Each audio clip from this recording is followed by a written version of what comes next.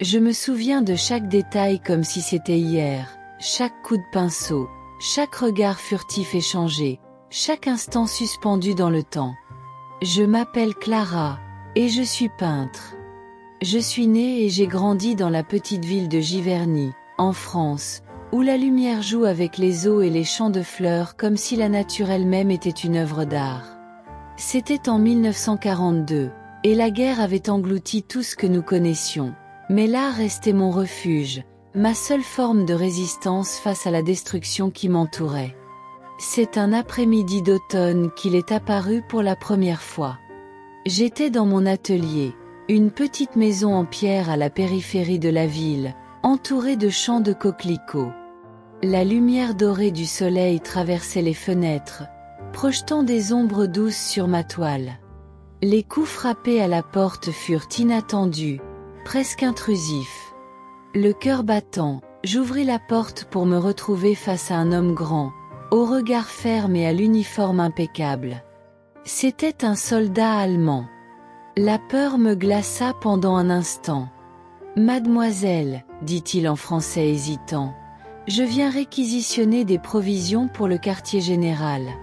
On nous a informé que cette région est riche en nourriture et en ressources. » Ses yeux étaient gris comme le ciel avant une tempête, mais il y avait quelque chose d'autre, une nuance qui ne correspondait pas à la rigidité de sa posture militaire.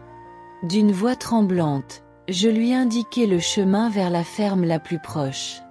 Il me remercia et, avant de partir, son regard se posa un instant sur ma toile. « Vous êtes artiste, affirma-t-il, plus qu'il ne questionna. Je ne répondis pas. Je me contentai d'acquiescer, agrippant la poignée de la porte comme si c'était mon dernier lien avec la sécurité. Les jours suivants, je le vis de plus en plus souvent. Toujours de passage, toujours avec cette expression mêlant curiosité et une émotion que je n'arrivais pas à décrypter. C'était comme s'il voulait dire quelque chose, mais qu'il ne trouvait jamais les mots. Moi non plus, je n'essayais pas d'engager la conversation. C'était plus sûr ainsi. Jusqu'au jour où il apparut sans prévenir, seul, avec un regard différent. « Mademoiselle Clara, commença-t-il, comme s'il avait répété cette phrase. Je m'appelle Wilhelm.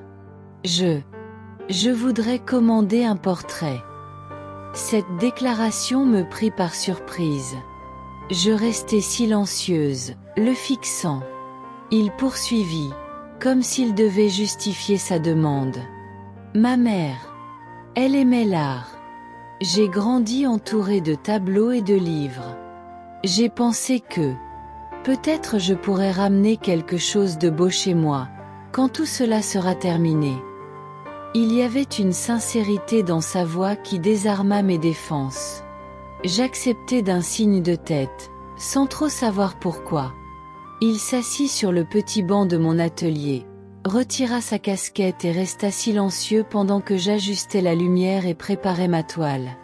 Je commençai à travailler, tentant d'ignorer le fait qu'il était un soldat de l'armée qui avait envahi mon pays, me concentrant uniquement sur les lignes de son visage, la courbure de ses lèvres, l'intensité de son regard. « Pourquoi peignez-vous ?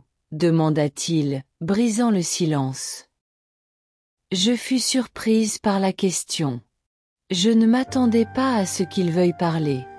Je répondis sans trop réfléchir.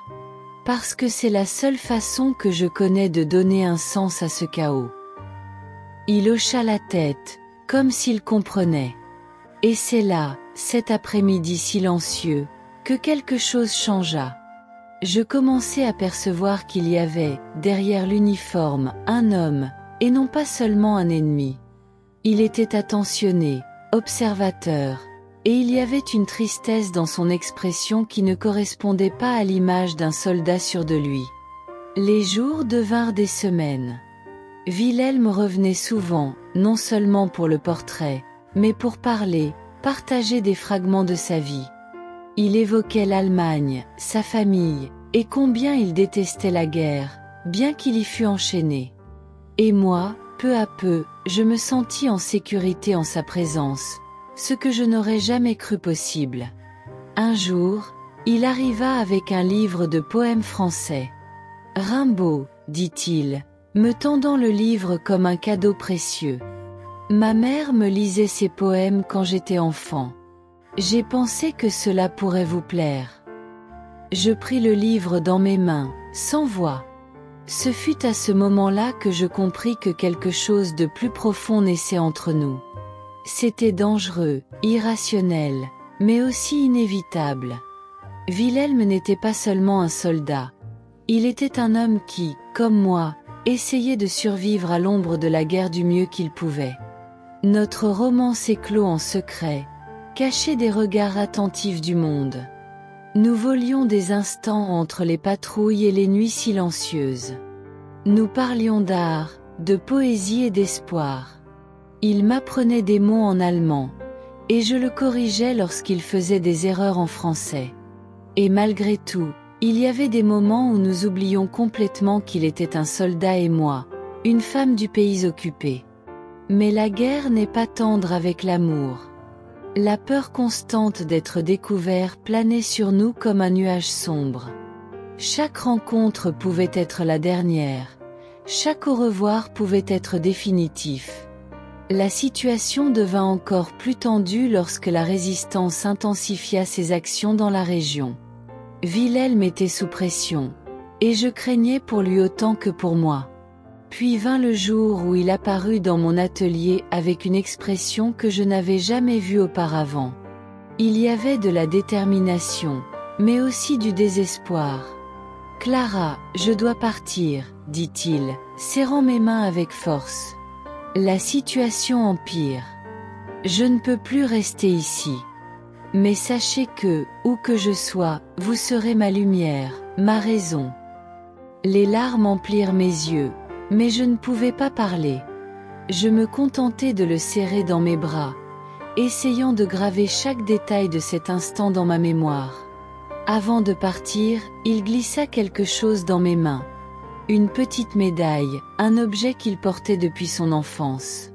C'était son porte-bonheur, et maintenant c'était le mien. Wilhelm partit, emportant avec lui une partie de moi. La guerre continua, implacable, et je survécus comme je pus, m'accrochant à l'espoir qu'il était encore vivant, quelque part. Je gardai le portrait que j'avais peint de lui, caché parmi mes affaires, un souvenir précieux d'une histoire née dans l'obscurité, éclairée par l'amour et l'art.